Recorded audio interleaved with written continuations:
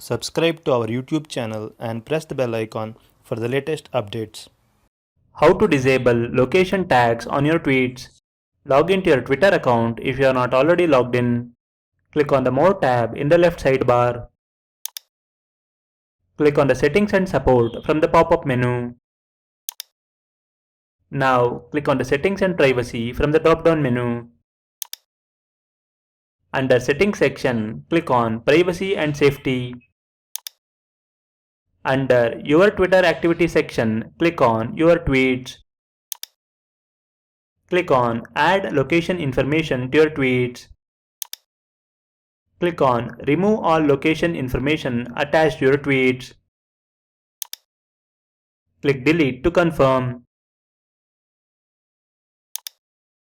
That's it. All location information attached to your tweets has been deleted. Now uncheck the box next to the text that says Add location information to your tweets. From now on, location information will not be added to your future tweets. This is how you can disable location tags on your tweets. Thank you for watching.